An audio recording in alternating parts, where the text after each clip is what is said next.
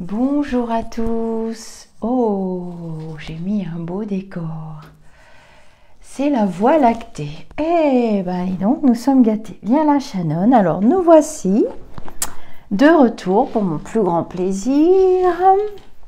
Pour un instant de lecture. Il y a un moment que j'ai lu dans mon lit, mais il y a un moment que j'ai pas pu venir compléter les collections. Donc là, nous sommes ensemble pour un petit moment pour les sombres histoires d'âme au-delà du crime, inspirées des écrits médiumniques du livre d'Allan Kardec, Le ciel et l'enfer. Donc Allan Kardec est le père du spiritisme en France. C'est lui qui a créé les cercles spirites.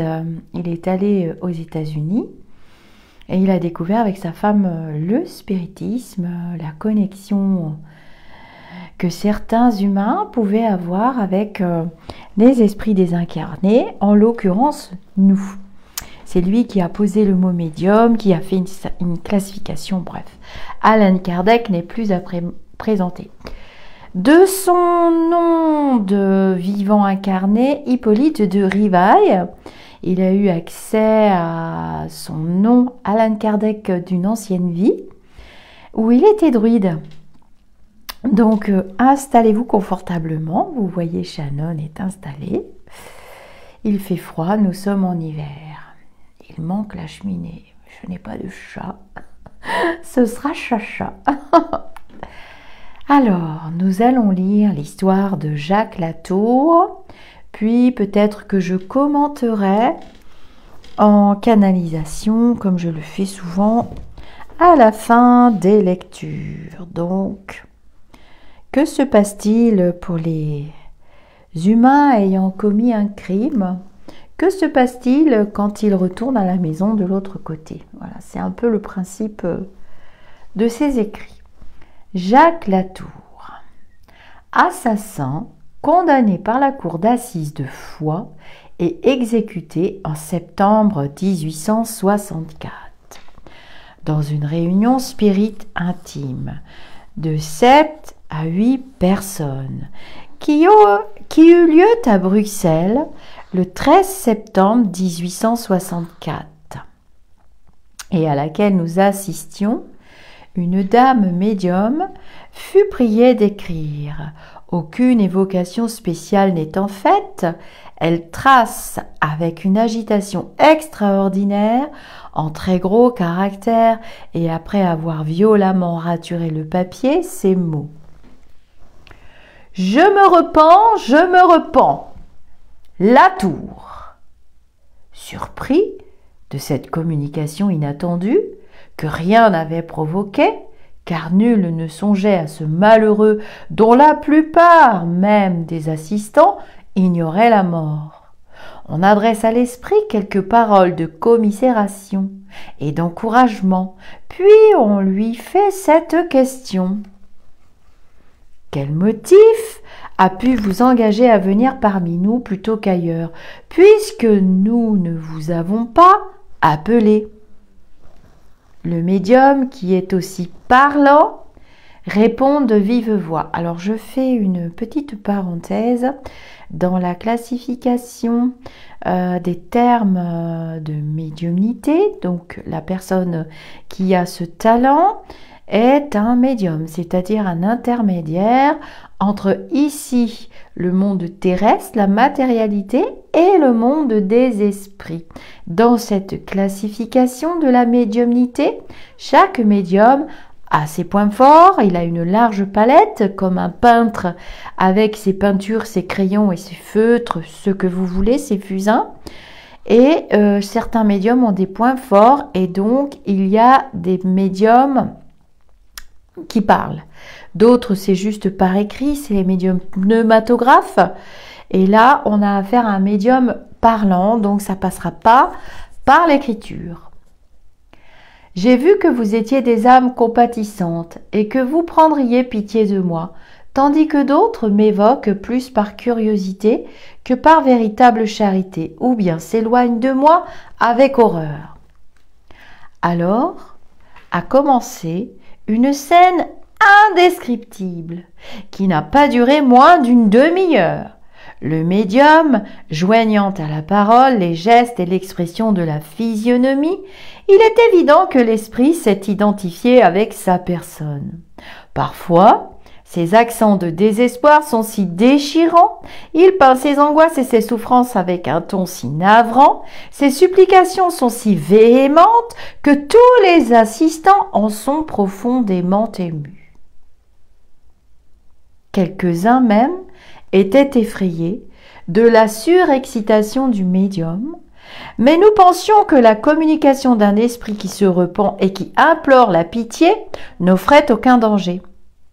S'il a emprunté les organes du médium, c'est pour mieux dépeindre sa situation et intégrer davantage à son sort, mais non, comme les esprits obsesseurs et possesseurs en vue de s'emparer de lui pour le dominer. Cela lui a sans doute été permis dans son propre intérêt et peut-être aussi pour l'instruction des personnes présentes. Je fais une petite parenthèse. J'ai assisté à ce type de médiumnité qui est classée dans les médiumnités moyennes, mais quand même plus ou moins rares, auprès d'une médium en salle qui est donc médium parlant et qui emprunte donc l'esprit. On ne peut pas parler d'incorporation, mais le médium se retrouve avec l'attitude, les gestes et la parole de l'esprit qui se communique à lui, hein, du défunt. Et c'est vrai que c'est très impressionnant, déjà pour commencer, et c'est magnifique quand c'est vécu par les proches, les personnes aimées, aimantes, c'est magnifique. Seulement là, je ramène quand même dans le cas où ce sont des esprits qui ont commis des meurtres, hein. Donc, ne l'oublions pas. C'est pour ça qu'il parle d'esprits obsesseurs et possesseurs. Donc l'esprit s'écrie. Oh oui, de la pitié, j'en ai vraiment besoin car vous ne savez pas ce que je souffre. Non, vous ne le savez pas, vous ne pouvez pas le comprendre, c'est horrible. La guillotine, qu'est-ce que cela à côté de ce que j'endure maintenant? Ce n'est rien, c'est un instant, mais ce feu qui me dévore, c'est pire, c'est une mort continuelle, c'est une souffrance qui ne laisse ni trêve ni repos, qui n'a point de fin. Et mes victimes, qui sont là autour de moi, qui me montrent leurs plaies, qui me poursuivent de leurs regards, elles sont là devant moi. Je les vois toutes, oui, toutes. Je ne puis les éviter, ces mares de sang partout. Et cet or souillé de sang, tout est là, toujours devant moi. Sentez-vous l'odeur du sang, du sang, toujours du sang partout. Les voilà, ces pauvres victimes, elles m'implorent et moi, sans pitié, je frappe toujours. Le sang m'enivre, me rend fou. Je croyais qu'après ma mort, tout serait fini. Pourquoi j'ai bravé le supplice? J'ai bravé Dieu. Je l'ai renié. Et voilà que, quand je me croyais anéantie, oh là là, pour toujours, un réveil terrible se fait. Oh là là là là là là, oui, terrible. Je suis entourée de cadavres, de figures menaçantes. Je marche dans le sang. Je croyais être mort et je vis. Ah, c'est affreux, c'est horrible, plus horrible que tous les supplices de la terre. Oh mon Dieu, mon Dieu. Ah, si tous les hommes pouvaient savoir ce qu'il y a au-delà de la vie, ils sauraient ce qu'il en coûte de faire le mal. Il n'y aurait plus d'assassins, plus de criminels, plus de malfaiteurs. Je voudrais que tous les assassins puissent voir ce que je vois et ce que j'endure. Oh non, il n'y en aurait plus. C'est trop affreux de souffrir ce que je souffre. Je sais bien que je l'ai mérité. Oh mon Dieu, car je n'ai point eu de pitié de mes victimes. J'ai repoussé leurs mains suppliantes quand elles me demandaient de les épargner. Oui, j'ai moi-même été cruelle. Je les ai lâchement tuées pour avoir leur or. J'ai été impie. Je vous ai renié. J'ai blasphémé votre saint nom. J'ai voulu m'étourdir. C'est pourquoi je voulais me persuader que vous n'existiez pas. Oh mon Dieu, mon Dieu, mon Dieu, je suis un grand criminel. Je le comprends maintenant, mais n'auriez-vous pas pitié de moi? Vous êtes Dieu, c'est-à-dire la bonté, la miséricorde. Vous êtes tout-puissant. Pitié, pitié, pitié, Seigneur, oh pitié, pitié, je vous en prie. Ne soyez pas inflexible. Délivrez-moi de cette vue odieuse, de ces images horribles, de ce sang partout de mes victimes, dont le regard me perce jusqu'au cœur comme des coups de poignard. Vous qui êtes ici, justement, qui m'écoutez, vous êtes de bonnes âmes, des âmes charitables. Je vois bien que vous aurez pitié de moi, n'est-ce pas? Vous aurez pitié de moi. Vous prierez pour moi? Oh non, je vous en supplie, ne me repoussez pas.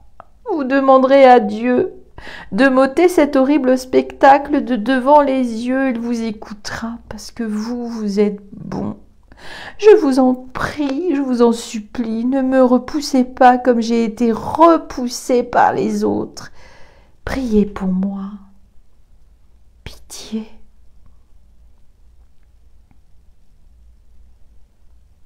Les assistants, touchés de ses regrets, lui adressèrent des paroles d'encouragement et de consolation.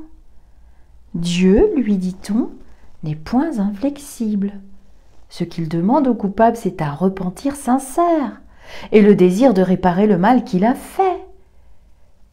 Puisque votre cœur n'est point endurci et que vous lui demandez pardon de vos crimes, il entendra, et il étendra sur vous sa miséricorde.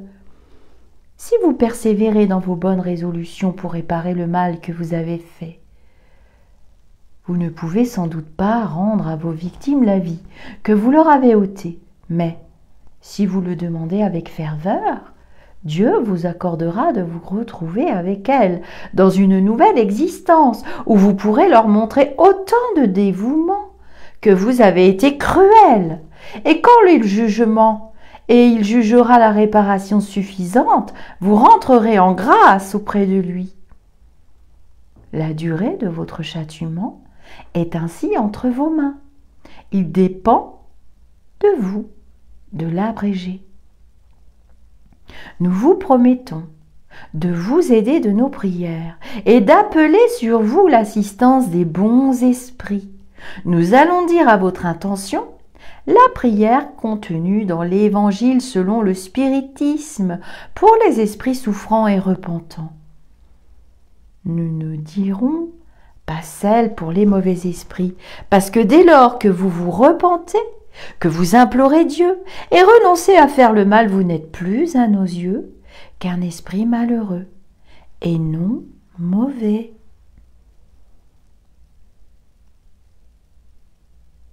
Cette prière dite, et après quelques instants de calme, l'esprit reprend. Oh, mais merci, merci, merci, mon Dieu, oh merci, vous avez eu pitié de moi. Ces horribles images s'éloignent. Ne m'abandonnez pas, surtout ne me laissez pas. Envoyez-moi vos bons esprits pour me soutenir. Merci, oh merci. Après cette scène, le médium est, pendant quelque temps, brisé et anéanti. Ses membres sont courbaturés. Il a le souvenir d'abord confus de ce qui vient se passer, puis à peu, il se rappelle quelques-unes des paroles qu'il a prononcées et qu'il disait malgré lui. Il sentait que ce n'était pas lui qui parlait. Le lendemain, dans une nouvelle réunion, l'esprit se manifeste encore et recommence pendant quelques minutes seulement la même scène de la veille et avec la même pantomime expressive mais moins violente. Puis il écrit par le même médium, avec une agitation fébrile, les paroles suivantes. Merci de vos prières. Déjà, une amélioration sensible se produit en moi. J'ai prié Dieu avec tant de ferveur qu'il a permis que pour un moment mes souffrances soient soulagées. Mais je les verrai encore, mes victimes. Les voilà, les voilà, les voilà, les voilà. Ouh là là là là là, voyez-vous ce sang? Alors, la prière de la veille est répétée. L'esprit continue en s'adressant au médium. Pardon, pardon, pardon de m'emparer de vous. Merci du soulagement que vous apportez à mes souffrances. Pardon à vous de tout le mal que je vous ai occasionné. Mais j'ai besoin de me manifester. Vous seul pouvez m'accueillir. Merci, merci, merci. Un peu de soulagement se produit, mais je ne suis pas au bout de mes épreuves. Encore, bientôt encore mes victimes reviendront. Voilà la punition. Je l'ai méritée, mon Dieu, mon Dieu, mon Dieu. Mais soyez indulgents. Vous tous, priez pour moi, ayez pitié de moi. Signé Latour. Un membre de la Société Spirite de Paris qui avait prié pour ce malheureux esprit et l'avait évoqué en obtint les communications suivantes à différents intervalles. Petit 1. J'ai été évoqué presque aussitôt après ma mort et je n'ai pu me communiquer de suite, mais beaucoup d'esprits légers ont pris mon nom et ma place. J'ai profité de la présence à Bruxelles du président de la Société de Paris et avec la permission des esprits supérieurs, je me suis communiqué.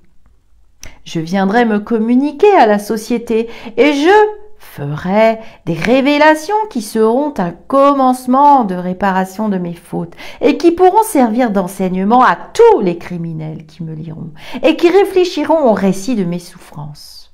Les discours sur les peines de l'enfer font peu d'effet sur les esprits coupables qui ne croient pas à toutes ces images effrayantes pour les enfants et les hommes faibles. Or, un grand malfaiteur n'est pas un esprit pusillanime, et la crainte des gendarmes agit plus sur lui que le récit des tourments de l'enfer. Voilà pourquoi tous ceux qui me liront seront frappés de mes paroles, de mes souffrances, qui ne sont pas des suppositions.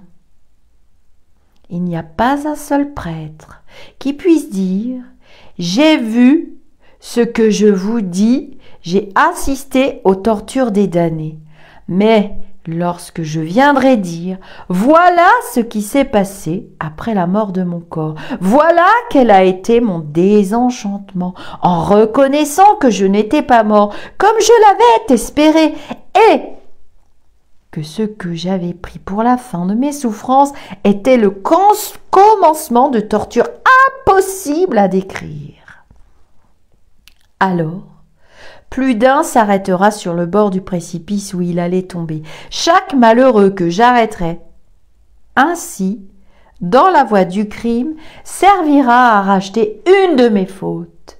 C'est ainsi que le bien sort du mal et que la bonté de Dieu se manifeste partout sur la terre comme dans l'espace.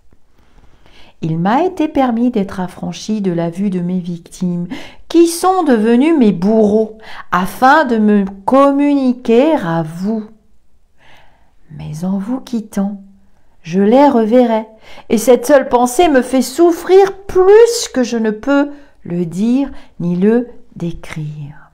Je suis heureux lorsqu'on m'évoque. Alors, je quitte mon enfer pour quelques instants, mais priez toujours pour moi.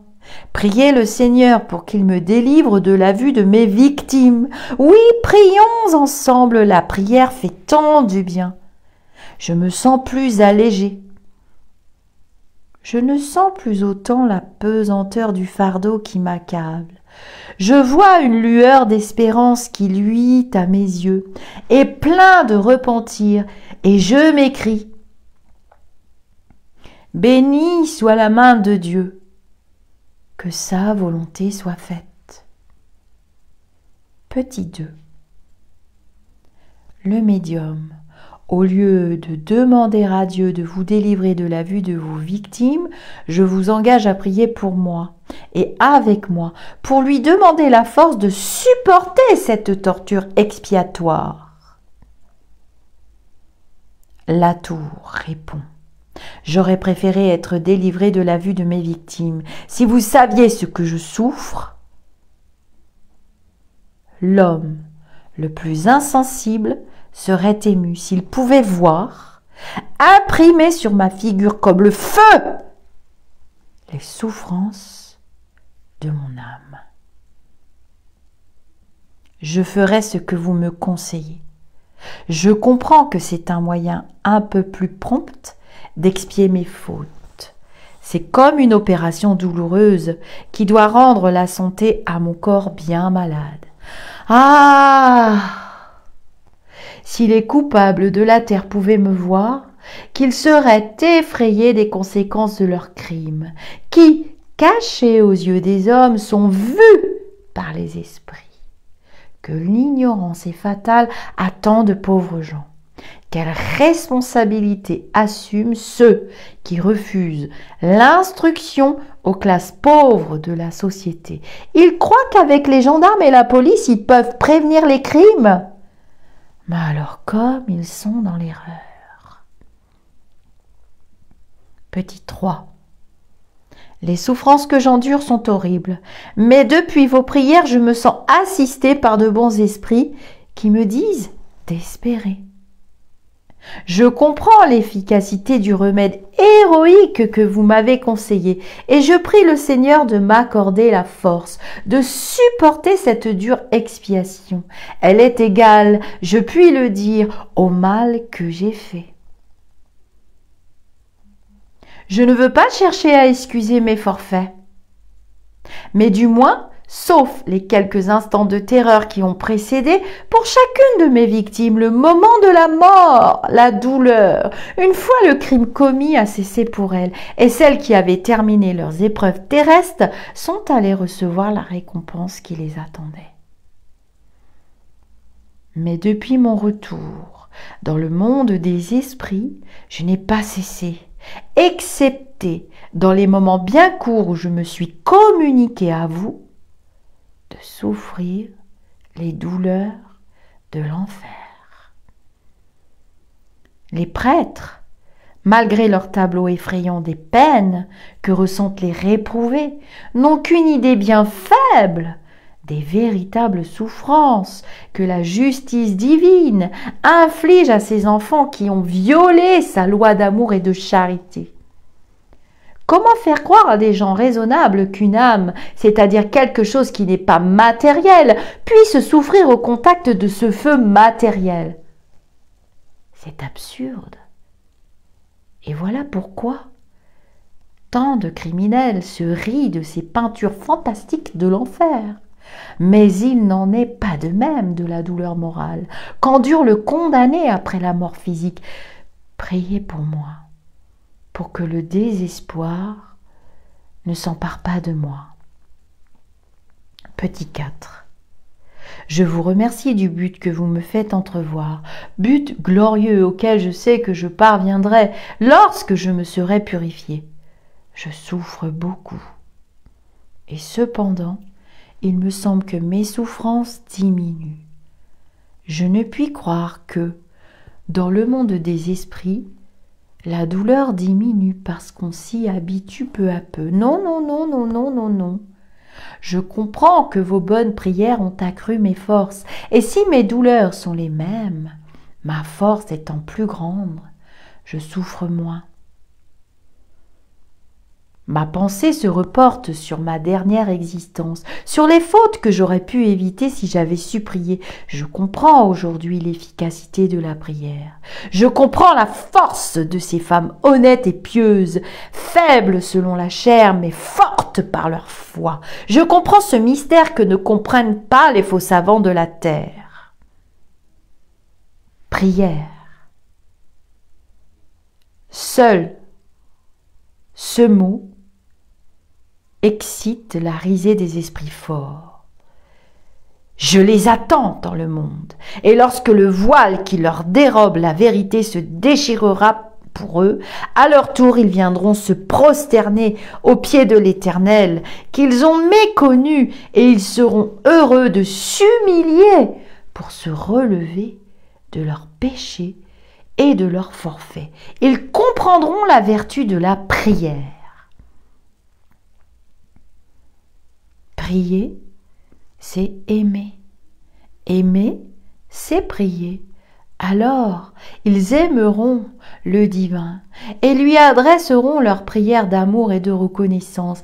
Et, régénérés par la souffrance, car ils devront souffrir, ils prieront comme moi pour avoir la force d'expier et de souffrir. Et lorsqu'ils auront cessé de souffrir, ils prieront pour remercier le divin du pardon qu'ils auront mérité par leur soumission et leur résignation.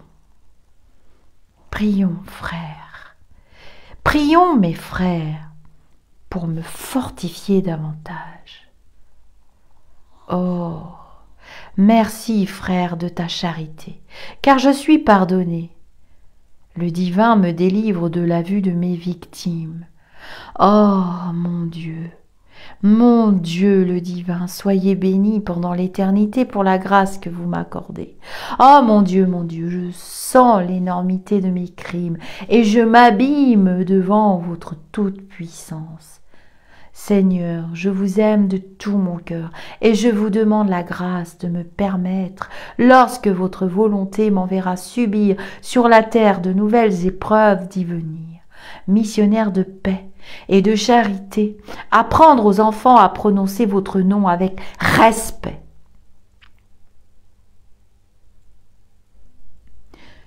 Je vous demande de pouvoir leur apprendre à vous aimer. Vous, le Père, de toutes les créatures. Oh merci, Seigneur, je suis un esprit repentant et mon repentir est sincère. Je vous aime autant que mon cœur si impur peut comprendre ce sentiment, pure émanation de votre divinité. Frères, prions, car mon cœur déborde de reconnaissance. Je suis libre, j'ai brisé mes fers, je ne suis plus un réprouvé, je suis un esprit souffrant, mais repentant. Et je voudrais que mon exemple pût retenir sur le seuil du crime toutes ces mains criminelles que je vois prêtes à se lever. Oh, arrêtez, frères, arrêtez, car les tortures que vous vous préparez seront atroces. Ne croyez pas que le divin se laissera toujours aussi promptement fléchir par la prière de ses enfants. Ce sont des siècles et des siècles de torture qui vous attendent. L'éternité.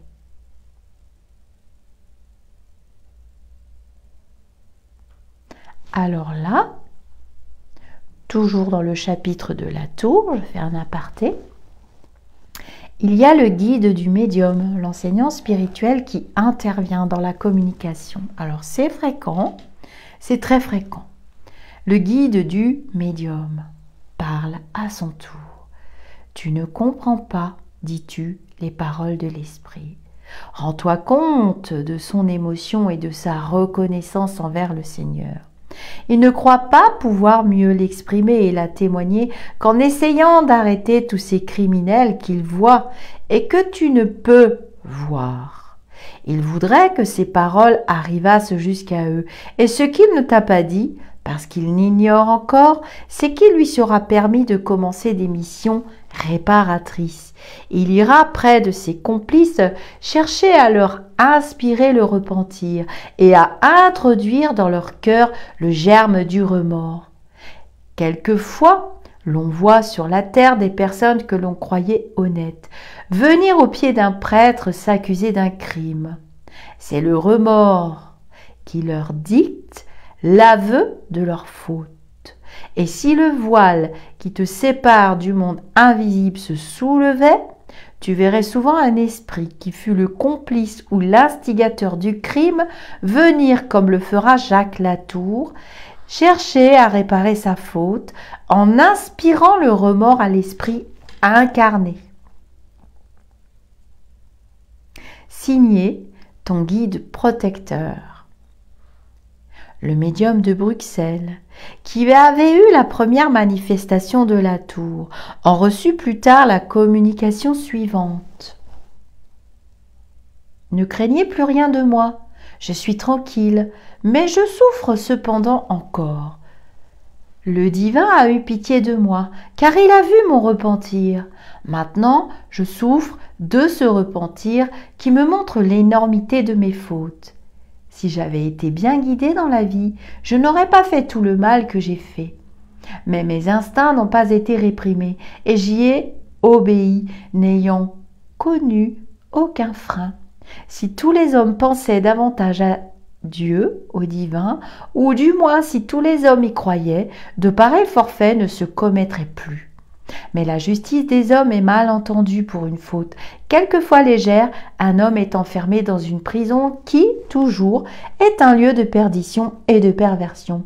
Il en sort complètement perdu par les mauvais conseils et les mauvais exemples qu'il y a puisés. Si cependant sa nature est assez bonne et assez forte pour résister aux mauvais exemples, en sortant de prison, toutes les portes lui sont fermées.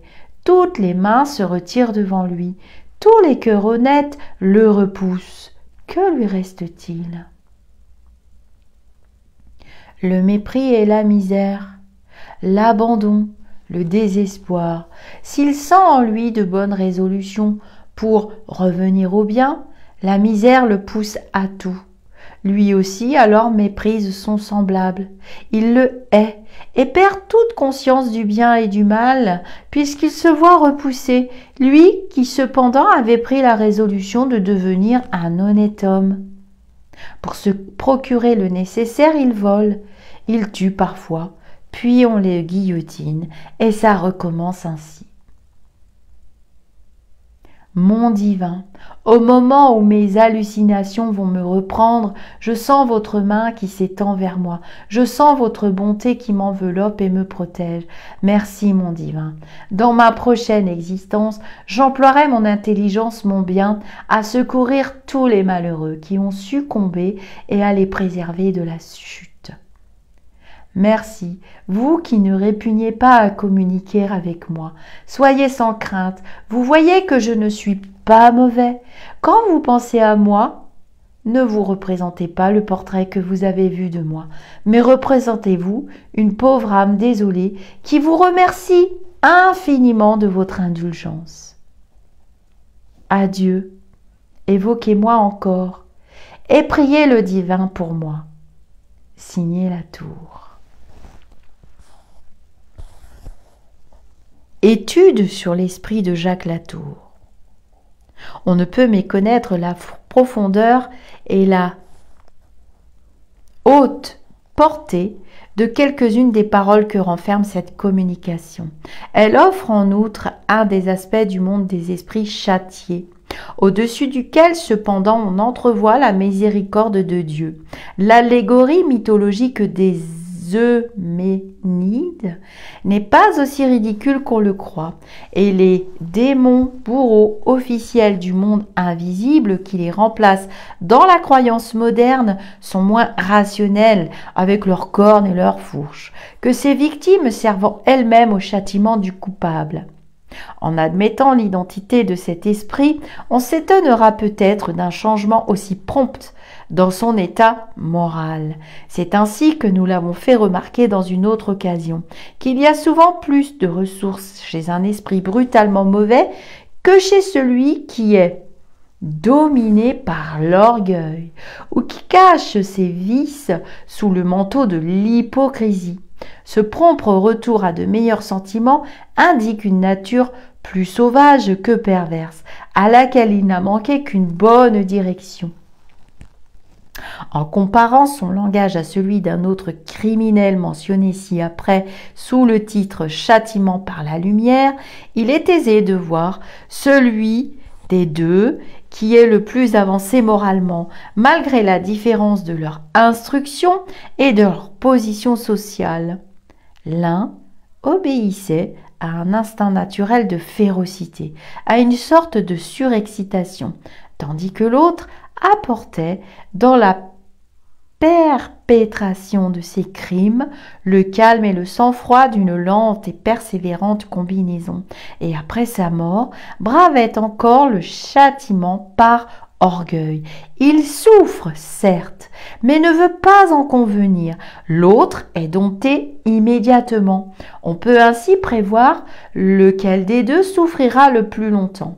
« Je souffre, dit l'esprit de la tour, de ce repentir qui me montre l'énormité de mes fautes.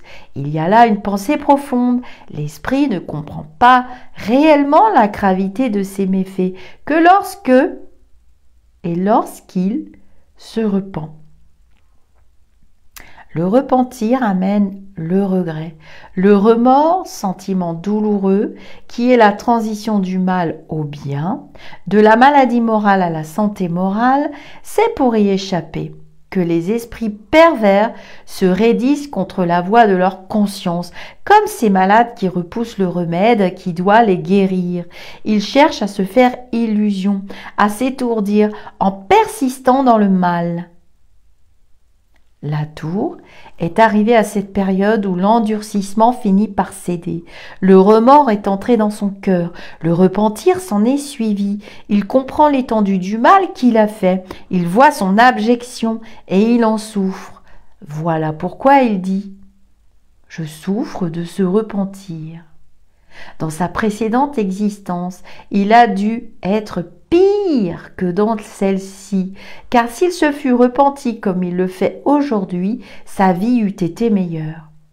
Les résolutions qu'il prend maintenant influeront sur son existence terrestre future, celle qu'il vient de quitter, toute criminelle qu'elle ait été, est marquée pour lui une étape de progrès. Il est plus que probable qu'avant de la commencer, il était dans l'ératicité, un de ces mauvais esprits rebelles obstinés dans le mal comme on en voit tant. Et d'ailleurs, j'ajouterais qu'ils sont la terreur des médiums. Beaucoup de personnes ont demandé quel profit on pouvait tirer des existences passées, puisqu'on ne se souvient ni de ce que l'on a été, ni de ce que l'on a fait. Cette question est complètement résolue par le fait que, si le mal que nous avons commis est effacé et s'il n'en reste aucune trace dans notre cœur, le souvenir en serait inutile puisque nous n'avons pas à nous en préoccuper. Quant à celui dont nous ne nous sommes pas entièrement corrigés, nous le connaissons par nos tendances actuelles. C'est sur celle-ci que nous devons porter toute notre attention. Il suffit de savoir ce que nous sommes, sans qu'il soit nécessaire de savoir ce que nous avons été. Quand on considère la difficulté pendant la vie de la réhabilitation du coupable le plus repentant, la réprobation dont il est l'objet, on doit bénir le divin d'avoir jeté un voile sur le passé. Si Latour eût été condamné à temps, et même s'il eût été acquitté, ses antécédents l'eussent fait rejeter de la société, qui aurait voulu, malgré son repentir, l'admettre dans son intimité. Les sentiments qu'il manifeste aujourd'hui, comme l'esprit nous donne l'espoir que, dans sa prochaine existence terrestre, il sera un honnête homme estimé et considéré. Mais supposez qu'on sache qu'il a été Latour. La réprobation le poursuivra encore. Le voile, jeté sur son passé, lui ouvre la porte de la réhabilitation. Il pourra s'asseoir sans crainte et sans honte parmi les plus honnêtes gens. Combien en est-il qui voudraient à tout prix pouvoir effacer de la mémoire des hommes certaines années de leurs existences? Que l'on trouve une doctrine qui se réconcilie mieux que celle-ci avec la justice et la bonté de Dieu. Au reste, cette doctrine n'est pas une théorie, mais un résultat d'observation. Ce ne sont point les spirites qui l'ont imaginé. Ils ont vu et observé les différentes situations dans lesquelles se présentent les esprits. Ils ont cherché à se les expliquer. Et de cette explication est sortie la doctrine. S'ils l'ont acceptée, c'est parce qu'elle résulte de faits et qu'elle leur a paru plus rationnelle que toutes celles émises jusqu'à ce jour sur l'avenir de l'âme. On ne peut refuser à ces communications un haut enseignement moral. L'esprit a pu être, a même dû être aidé dans ses réflexions et surtout dans le choix de ses expressions par des esprits plus avancés. Mais en pareil cas, ces derniers n'assistent que dans la forme et non dans le fond et ne mettent jamais l'esprit inférieur en contradiction avec lui-même. Ils ont pu poétiser chez Latour la forme du repentir, mais ils ne lui auraient point fait exprimer le repentir contre son gré, parce que l'esprit a son libre arbitre. Ils voyaient en lui le germe de bons sentiments. C'est pourquoi ils l'ont aidé à s'exprimer, et par là ils ont contribué à les développer en même temps qu'ils ont appelé sur lui la commisération. Est-il rien de plus saisissant, de plus moral, de nature à impressionner plus vivement que le tableau de ce grand criminel repentant, exhalant son désespoir et ses remords, qui au milieu de ses tortures, poursuivi par le regard incessant de ses victimes, élève sa pensée vers le divin pour implorer sa miséricorde? N'est-ce pas là un salutaire exemple pour les coupables? On comprend la nature de ces angoisses. Elles sont rationnel, terrible, quoique simple et sans mise en scène fantasmagorique. On pourrait s'étonner peut-être d'un si grand changement dans un homme comme Latour, mais pourquoi n'aurait-il pas eu de repentir? Pourquoi n'y aurait-il pas en lui une corde sensible vibrante? Le coupable serait-il donc à jamais voué au mal? N'arrive-t-il pas à un moment où la lumière se fait dans son âme?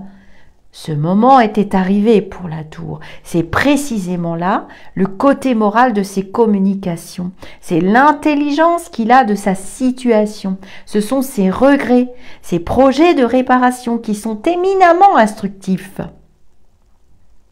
Qu'eût-on trouvé d'extraordinaire à ce qu'il se repentit sincèrement avant de mourir? Qu'il eût dit avant ce qu'il a dit après? N'en a-t-on pas de nombreux exemples? Un retour au bien avant sa mort eût passé, aux yeux de la plupart de ses pareils, pour de la faiblesse. Sa voix d'outre-tombe est la révélation de l'avenir qui les attend. Il est dans le vrai absolu quand il dit que son exemple est plus propre à ramener les coupables que la perspective des flammes de l'enfer et même de l'échafaud. Pourquoi donc ne leur donnerait-on pas dans les prisons? Cela en ferait réfléchir plus d'un, ainsi que nous avons déjà plusieurs exemples. Mais comment croire à l'efficacité des paroles d'un mort quand on croit soi-même que quand on est mort, tout est fini? Un jour, cependant, viendra où l'on reconnaîtra cette vérité, que les morts peuvent instruire les vivants. Je fais un petit aparté. Ça répond à une question que l'on m'a posée dans le groupe Facebook Au-delà du spirituel. À propos des lumineux, pourquoi viendrait-il nous donner des conseils, nous délivrer quelques visions sur le futur à propos de la situation que nous vivons, notamment depuis 2 ans? Pourquoi? Eh bien, voilà la réponse. Pour nous donner des cordes à notre arc, pour que nous utilisions collectivement, puisque c'est une expérience collective. Vous voyez bien que ça touche tous les habitants de cette planète. Donc là, nous ne sommes plus dans une expérience individuelle. Il ne s'agit pas de raisonner, comme je l'en vois encore certains, en individuel, mais au niveau de la collectivité. Il y a plusieurs autres instructions importantes à tirer de ces communications. C'est d'abord la confirmation de ce principe d'éternelle justice, que le repentir ne suffit pas pour placer le coupable au rang des élus. Le repentir est le premier pas vers la réhabilitation qui appelle la miséricorde du divin. C'est le prélude du pardon et de l'abrègement des souffrances. Mais Dieu n'absout pas sans condition. Il faut l'expiation et surtout la réparation. C'est ce que comprend la tour. C'est-à-dire, il se prépare à se réparer. Alors, justement, je ferai une petite aparté.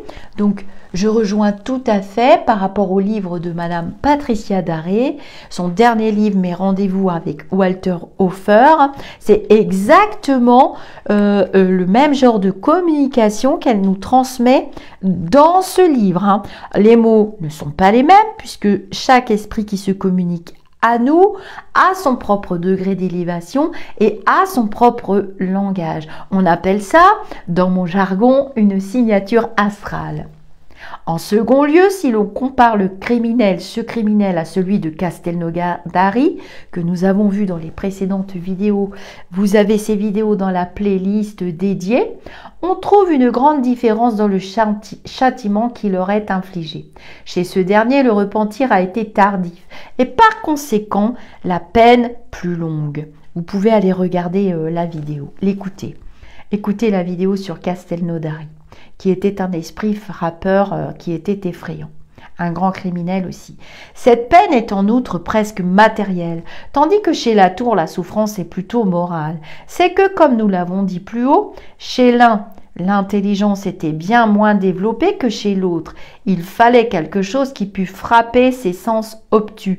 Mais les peines morales n'en sont pas moins cuisantes pour celui qui est arrivé au degré voulu pour les comprendre. On en peut juger par les plaintes qu'exhale la tour. Ce n'est pas de la colère, c'est l'expression des remords, bientôt suivi du repentir et du désir de réparer, afin de s'avancer. Alors, vous voyez, là, j'ai trouvé une très belle phrase en continuant de lire ce livre, donc ça fait 2 fois que je le lis, le livre de Patricia Daré, et il y a une phrase sur le pardon. Le pardon, vous voyez bien que il est surtout...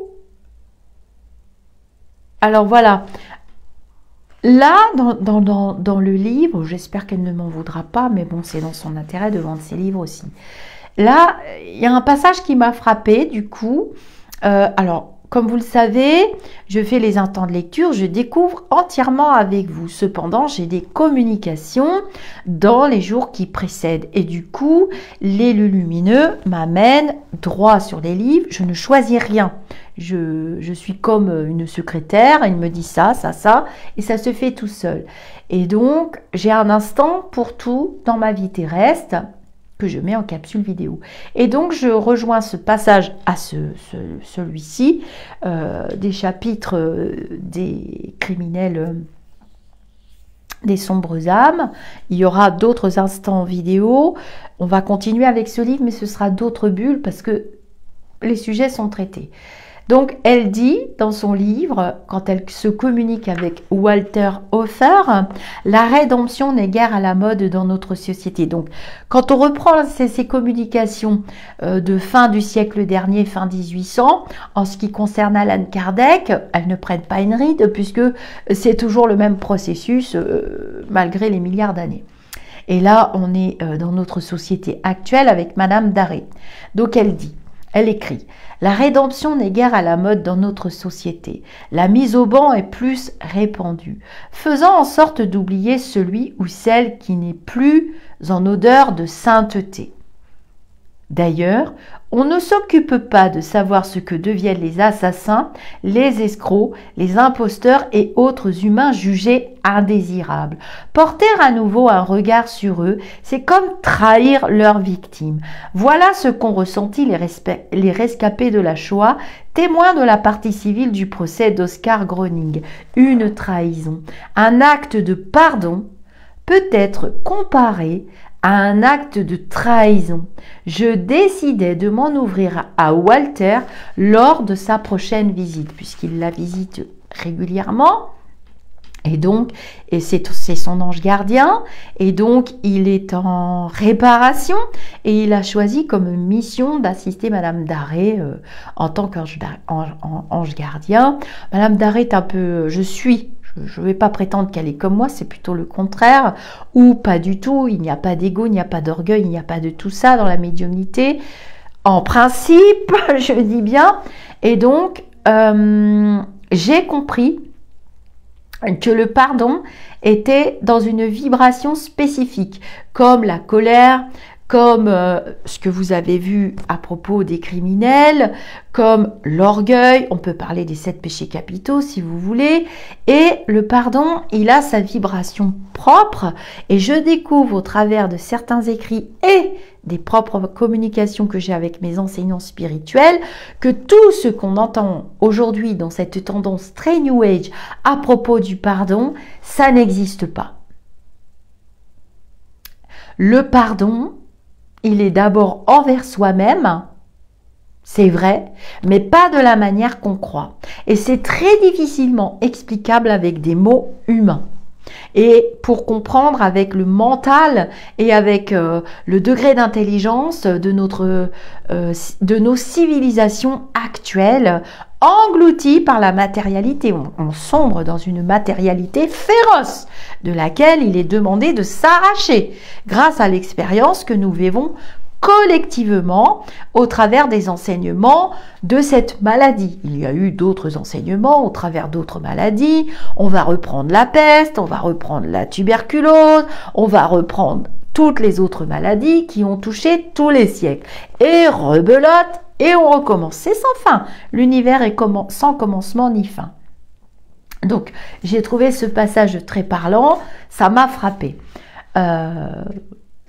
Donc là, à un moment donné, c'est pareil, donc je plus sois complètement. Je vous conseille d'ailleurs de lire ce livre parce que il ouvre sur des perspectives que j'avais au fond de moi, mais que je n'arrivais pas à exprimer.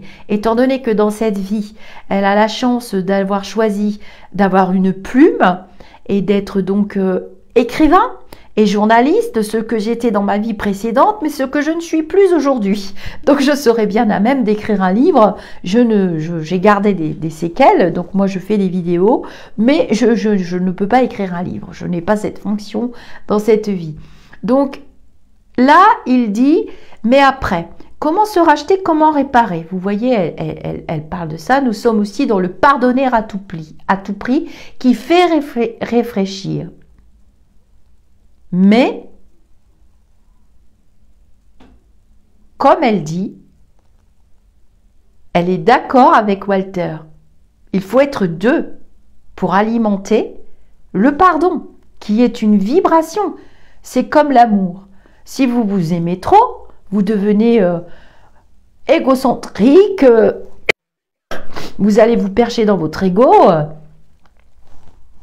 C'est très étrange comme vibration. Bon, moi ça m'intéresse pas. Je vais lire vos commentaires évidemment. Mais après, comment se racheter, comment réparer? La question est délicate. Donc il lui revient à l'esprit notre histoire qui l'avait marquée à l'époque où elle travaillait à la radio et elle avait rencontré un écrivain. Alors je ne dis pas le mot. Et c'est l'auteur de Père et Fils, un récit autobiographique dans lequel il raconte comment la génération des enfants nés de victimes de camps de concentration a toujours eu peur de blesser leurs parents endoloris et comment ces parents n'ont jamais parlé des camps à leur descendance de peur de leur inculquer le dégoût du monde. Vaste problème, et à l'occasion de cet entretien radiophonique, il lui raconta comment des rencontres entre survivants de la Shoah avaient eu lieu bien des années après la guerre, dans un besoin d'échanger et de penser cette insupportable mémoire. On parle encore d'égrégore, on parle encore de mémoire, vous voyez? Je ne me souviens plus dans quelles circonstances exactes ces échanges avaient eu lieu, mais je sais qu'ils se tenaient discrètement dans quelque hôtel parisien. Voilà. Elle regrette aujourd'hui d'en avoir occulté les détails, mais il lui a parlé d'un homme qui se tenait près de la porte et s'animait pour servir les boissons. Il ne disait rien, restait en retrait, mais se tenait à la disposition des intervenants à chaque réunion de ceux-ci. Après quelques rendez-vous, ils s'aperçurent qu'il était toujours là, silencieux et serviable, mais que personne ne le connaissait. Il y a quelqu'un de l'assistance qui l'a abordé. Il a répondu qu'il était allemand et qu'il avait combattu dans l'armée allemande pendant la guerre, mais qu'il se sentait tellement coupable et en pénitence qu'il les priait de le laisser les servir et rester à leur disposition. Ils furent surpris et le laissèrent continuer sa discrète mission.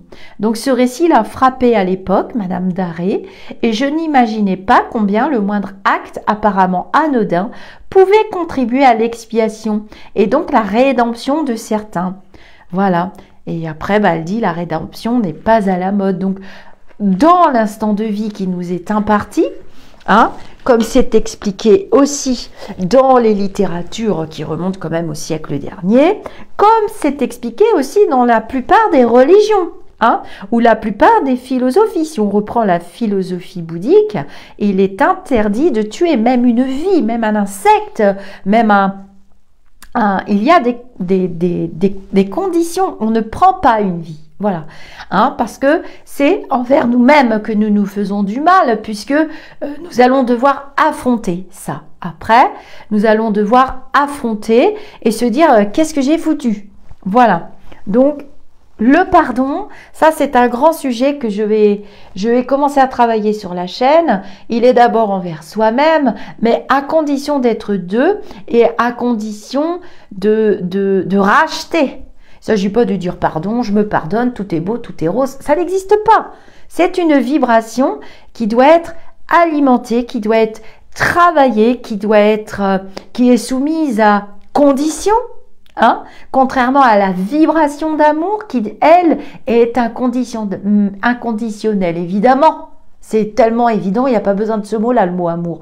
Mais dans cette vibration terrestre, dans cette exploration au plus profond de nous-mêmes, là où nous sommes englués, dans cette matérialité de plus en plus pressante et lourde et profonde, il n'y a presque pas d'amour inconditionnel. On le trouve en petite quantité extrême. Tout est soumis à condition. Tout est soumis à condition. Arrêtez avec cette histoire d'amour inconditionnel. Il existe bien dans l'univers, évidemment. C'est une vibration, c'est la plus puissante. C'est celle qui nous donne soif, faim de richesse spirituelle. Mais dans ces vies-là, il y a toujours une condition. La plus grande vibration que vous pouvez explorer dans cette vie terrestre, je le répète, je l'ai déjà dit dans d'autres vidéos, de par mes enseignements spirituels que j'ai reçus, moi aussi, la plus grande vibration et le plus bel exemple qui existe sur la planète, qui peut vous faire éprouver qui peut vous faire envie. C'est comme un échantillon. Vous savez, vous ne mangez pas quand vous allez dans des salons, on vous propose, par exemple, le salon de chocolat, on vous propose qu'un quart du chocolat pour goûter. On ne vous donne pas des tablettes entières. Bon. Mais c'est un peu le même principe dans cette vie terrestre. Et ce qui peut vraiment vous faire goûter, d'avoir un échantillon de cet amour inconditionnel pour de vrai, le vrai amour, la vraie vibration, ça me fait beaucoup rire. Ça fait rire mes enseignants aussi, cet exemple que je viens de donner, qui vient de moi, c'est les parents pour l'enfant. Vous voyez bien, on le voit dans l'exemple qu'a choisi Madame Darré.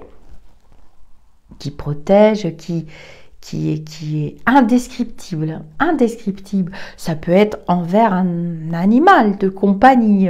Cette vibration est puissante, elle est indescriptible. On ne peut pas la détruire, on ne peut pas la décrire, on ne peut pas la détruire, on ne peut pas la calculer et vibratoirement parlant, même avec le pendule et les échelles de Bovis, et on ne peut pas la comprendre. Il y a des poèmes, il y a des chansons, il y a On ne meurt pas au nom de l'amour. On ne tue pas au nom de l'amour. On ne tue pas non plus au nom du divin. Ça n'existe pas. C'est très grave. Et c'est vibratoirement lourd pour l'âme qui le commet. Alors bien sûr, s'il est comme la tour ou Castelnaudary ou tous les autres exemples qu'on a vus dans les précédentes vidéos, eh bien on affronte ça. On affronte.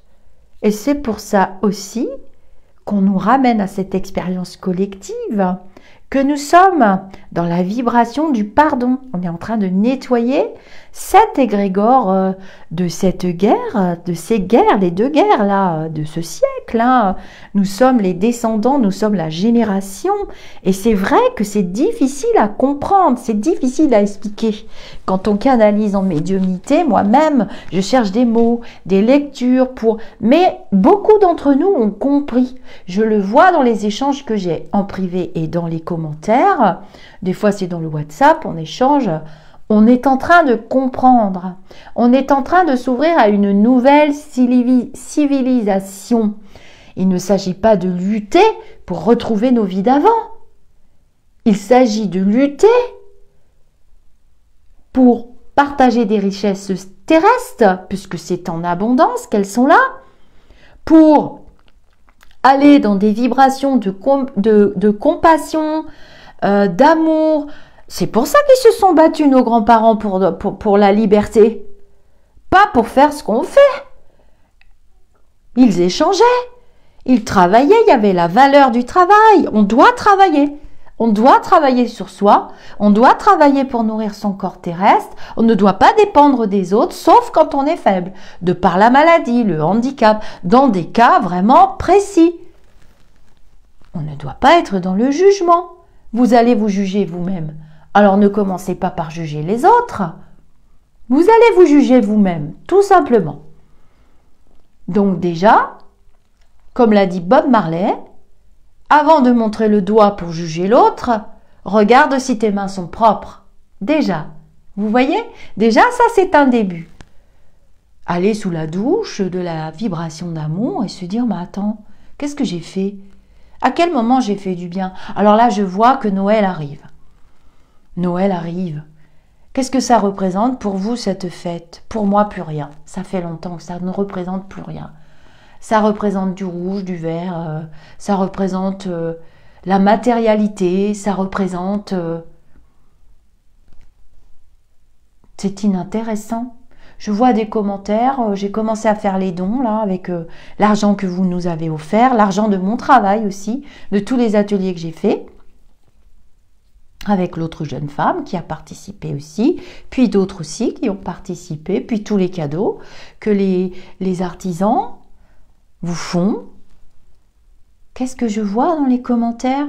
Oh, je ferai un don après parce que je dois acheter. Vous allez acheter combien de jouets pour les enfants? Combien de bouts de plastique, de carton, de trucs qui ne voudront plus au bout de 5 minutes? C'est ça les valeurs de la société?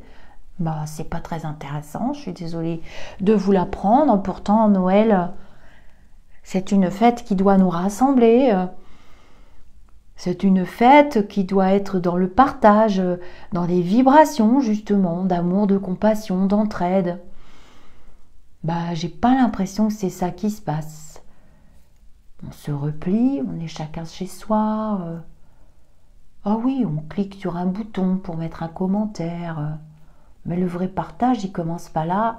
Le vrai partage, il commence par le don de soi, déjà. Et vous voyez que dans les grands criminels, quand on prend l'exemple de la tour, merci mes enseignants spirituels, on voit vraiment que il revient dans cette vie et il va vraisemblablement se consacrer pleinement aux autres. Il va expier. Et il sera sans doute heureux, il va monter en vibration, puis il ira sur d'autres plans. C'est comme ça que ça fonctionne, et c'est pas autrement. Et l'argent n'achète pas tout, et l'argent n'achète pas la vie. C'est juste une énergie qui doit circuler, et qui doit donner aux uns aux autres. On a des richesses, plein, on ne les partage pas. C'est quand même une drôle d'époque. On est de plus en plus riche. Tout va de plus en plus vite, j'ai le tournis quand je me lève le matin. Et on ne partage pas tant que ça. On dit plus tard, toujours plus tard. Mais pourquoi pas maintenant? C'est pas très intéressant Noël là, non, pas très intéressant. Alors on a vu dans ces exemples vraiment différents cas et différentes situations. Alors, il peut devenir aussi ensuite un enseignant spirituel. J'ai quelque chose d'important à vous dire et puis je vais couper la vidéo, ça va faire long. Je lirai vos commentaires, bien évidemment. Vous voyez bien qu'il est expliqué quand même, comme dans le livre de James Van Pratt aussi, qui est très beau. J'ai fait des instants de lecture. C'est un de mes livres préférés. Je ne sais pas où je l'ai mis. Bah, il est peut-être sur ma table de nuit du coup. Il est expliqué pourquoi vos mémoires sont effacées. Hein? Avant la naissance, les mémoires s'effacent. Parce que ce serait vraiment extrêmement douloureux. S'il était remis face à tous ses crimes dans sa vie précédente, ce serait carrément possible. D'où le danger du New Age. J'entends parler de mémoire akashique et blablabla. Elle m'a juste touché, elle avait accès à mes mémoires, blablabli, blablabla. Et oui, même pas, et je l'aimais, et l'autre il m'aimait. C'est carrément pas intéressant. Hein. On vous prend, j'ai entendu 2600 €, 3000 € pour faire une formation pour que vous ayez, sachez que ce peut être extrêmement violent. Ça peut vous perturber dans cette vie, ça peut déclencher des maladies névrotiques, parce que ça peut vous obséder. Je vous le dis carrément de la part de mes enseignants, c'est très grave de toucher à ça. Il faut être encadré par un vrai hypnothérapeute, voire un médecin, pourquoi pas, un médecin qui sera à même de gérer une crise si vous en avez une dans son bureau. Ça peut déclencher des crises terribles, je l'ai vu de mes yeux vus. Hein. J'ai moi-même, lors d'une rencontre partage de Reiki, où on fait des séances à plusieurs, on est 6 sur le sujet, j'ai eu une crise et une attaque d'entité terrible devant plus de 100 personnes sur la table. Heureusement que j'avais un excellent maître Reiki qui est intervenu immédiatement. J'ai convulsé sur la table. Donc ce n'est pas anodin. Elle l'a dit d'ailleurs. Elle a dit, vous voyez, il y avait 2 médecins dans la salle, heureusement. Vous voyez que ce n'est pas anodin. Ne confiez pas vos âmes à des personnes qui se prétendent ou qui vous donnent des recettes, ou qui écrivent des livres pour avoir accès à vos mémoires akashiques. C'est extrêmement violent, c'est extrêmement dangereux. Oui, c'est pour juste savoir que vous étiez une putain à la cour du roi Louis XIV. Bon, d'accord.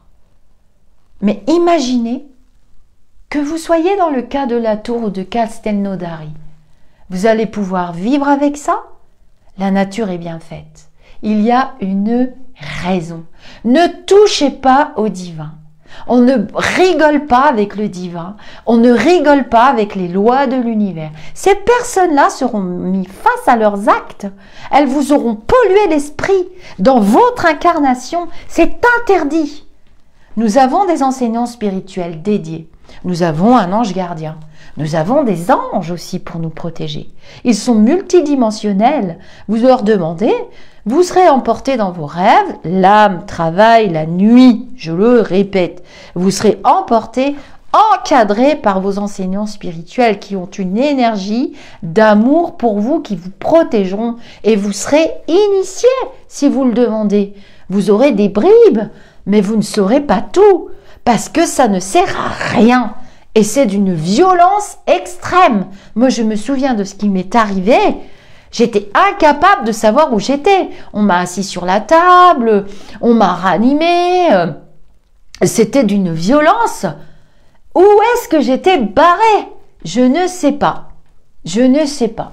Et j'ai dit plus jamais. Et d'ailleurs, bon, je me suis fait enguirlander après. J'y peux rien si j'ai mes facultés. J'y peux rien si j'ai un taux vibratoire extrêmement élevé. Et certainement qu'il y avait des personnes autour de la table qui m'ont transmis des larves ou des mauvaises entités. Mais en tout cas, ce que je peux vous dire, c'est que j'ai été choquée. J'ai vu des choses abominables. Donc oui, c'est dangereux. On ne touche pas à ça. On arrête de toucher au divin. Hein? Stop. C'est encadré, médicalement parlant, avec quelqu'un qui saura éventuellement vous réanimer ou je ne sais quoi. Je sais, ça fait peur ce que je vous dis, mais je tenais à vous le dire. C'est récurrent et je vais faire une vidéo dédiée pour raconter ce qui m'est arrivé. D'ailleurs, ma maître Reiki et les personnes qui étaient là, il y avait 130 personnes ce jour-là, c'était des moments magnifiques. Moi, j'adorais les rencontres partage. J'avoue que j'ai été bannie parce que voilà, oui, ça peut arriver. Avec de mauvaises énergies, des personnes qui ont je ne sais pas quoi ou je ne sais pas quoi. Vous pouvez être embarqué avec votre corps astral et vous êtes où pendant ce temps-là, hein? Et le corps physique, il a convulsé, il n'a pas supporté, hein? Donc la table elle s'est mise à et j'étais partie. Voilà, eh ben oui, ça arrive, donc il faut faire attention. Je tiens pas à vous faire peur, je vous dis attention. Trop de New Age, trop de dérives, des bouquins pole position qui se vendent, des recettes avec soi-disant des prières à réciter et hop, vous allez visiter vos vies d'avant. Non mais stop quoi. Moi ça me fait super peur.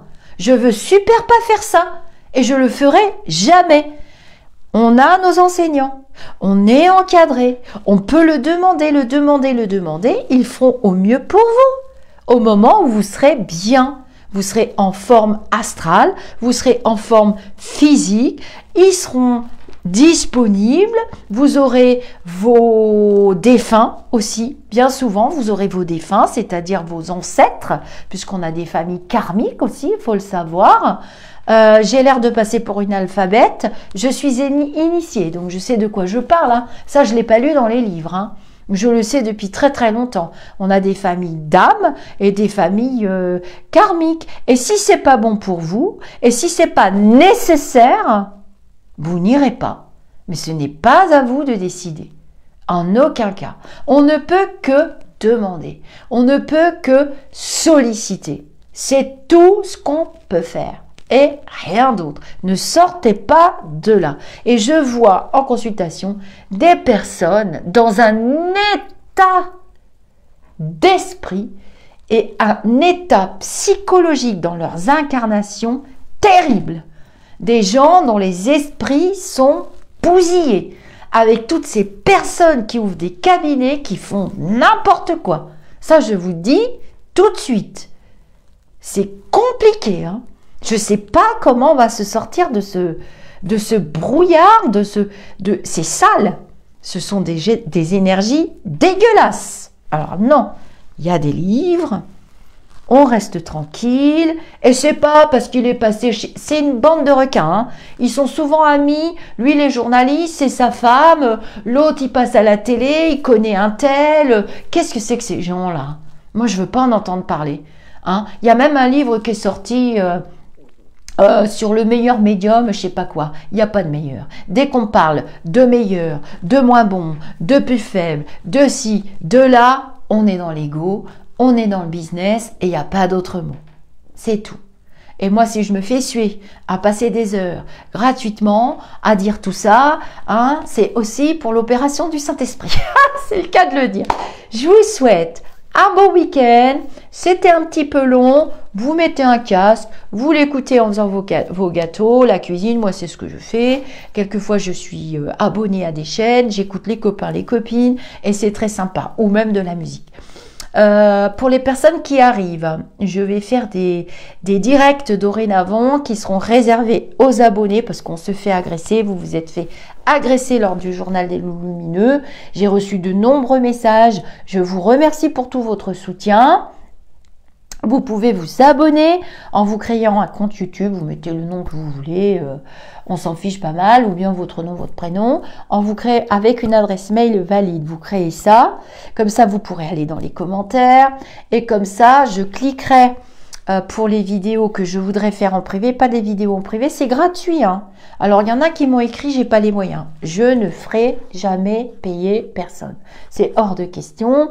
Il y aura des trucs à gagner, je ferai des taux vibratoires, des trucs et des machins, j'ai plein d'idées et je vais rouvrir une association qui va s'appeler Au-delà du spirituel. Donc vous pourrez faire des dons si vous voulez. Vous voyez bien que je suis en train de distribuer l'argent. Vous pourrez faire des dons. Voilà, tu viens Shannon, on va dire au revoir. Je vous fais des gros bisous. J'espère que vous travaillez bien sur votre chemin spirituel. Aimez-les vos petits loulous. Leur instant de passage sur Terre est court, mais c'est tellement délicieux. Ma puce, elle me fait un bisou. Oh, bah oui. Tu dis au revoir. Je vous dis namasté. Et à très bientôt. Il est joli ce décor, hein? Regarde Chacha. Il est joli, hein? Regardez comme elle est mignonne. C'est ma beauté. Elle en a assez. Namasté.